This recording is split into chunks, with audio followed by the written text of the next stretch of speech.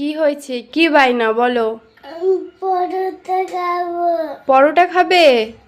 সকালবেলা খেলে আবার খাবে? হ্যাঁ। ঠিক আছে, তাহলে চলো মামা তোমার জন্য তাড়াতাড়ি পরোটা বানিয়ে দিই। ওকে?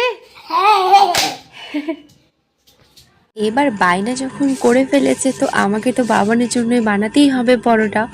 তবে এটাকে পুরোপুরি পরোটা বলা যাবে না, গোলা রুটিও পুরোপুরি বলা যাবে না, দেখা যাক এটাতে কি হয়। তো তার জন্য আমি প্রথমে নিয়ে নিয়েছি এখানটাতে হাফ কাপের একটু কম ময়দা, তোমরা আটাও দিতে পারো, আমার কাছে আটা ছিল না সেজন্য আমি এখানে ময়দা দিয়ে দিয়েছি। সাথে দিয়েছি একটা ডিম, একটু নুন, চিনি এবং একটা মিল্ক পাউডার। তো দিয়ে ভালো করে এটাকে মিশিয়ে তারপরে ভালো করে জল দিয়ে ফেটিয়ে ফেটিয়ে দেখলে তো মিশ্রণটা কতটা আমি পাতলা করেছি, একদম পাতলা না, মানে মিডিয়াম। তো তারপরে আমি এখানটাতে একটা তাওয়া বসিয়ে দিয়েছি চটজলদি করার জন্য, কারণ বাবান যেভাবে পরোটা খেতে চাচ্ছে সেভাবে যদি করতে যায় মানে দোকানের মতো, তাহলে আজকে পরোটা খেতে খেতে বেলা শেষ। তো আমি ভাবলাম এটা একটু তাড়াতাড়ির মধ্যে হবে আর এটা কিন্তু খেতেও ভালো লাগবে, যেহেতু ডিম থাকবে, দুধ থাকবে, তো টেস্ট তো হবেই। তো আমি এখানে একটা ডিম দিয়েছি, তোমরা চাইলে দুটোও দিতে পারো। তো ফটাফট করে এটা কিন্তু হতেও খুবই একদম তাড়াতাড়ি হয়ে যায়, মানে বেলাবেলির কোনো ঝামেলা থাকে না। তারপরে মানে অনেকটা ইজি এটা আমার কাছে মনে হয়। আর দেখো এটাকে কিন্তু তোমরা দেখে একদম বলতেই পারবে না যে এটা গোলা রুটি। দেখো এবার দেখো, বলো মনে হচ্ছে যে এটা একটা গোলা রুটি? মনে হচ্ছে না পুরো পরোটা?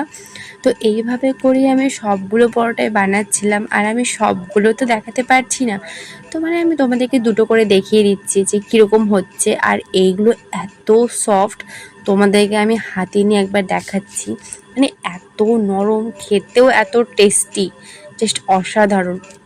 মানে চটজলদি খাওয়ার জন্য এই রেসিপিটা একদম পারফেক্ট আমার কাছে। তো আমি এটা মাঝে মাঝে বাবানকে বানিয়ে খাওয়াই, তবে সবসময় খাওয়াই না, মাঝে মাঝেটাই ঠিক আছে। কোনো কিছুই বেশিটা ভালো না, কম কম খাও ওটাই ঠিক আছে। তারপরে হচ্ছে সকালবেলা পরোটা খাওয়ার পরেও বাবানের আবার পরোটা চেয়ে, তো ভাবলাম যে এবারে এটা বানিয়ে ওকে খাইয়ে দিয়ে আপাতত ঠান্ডা করি।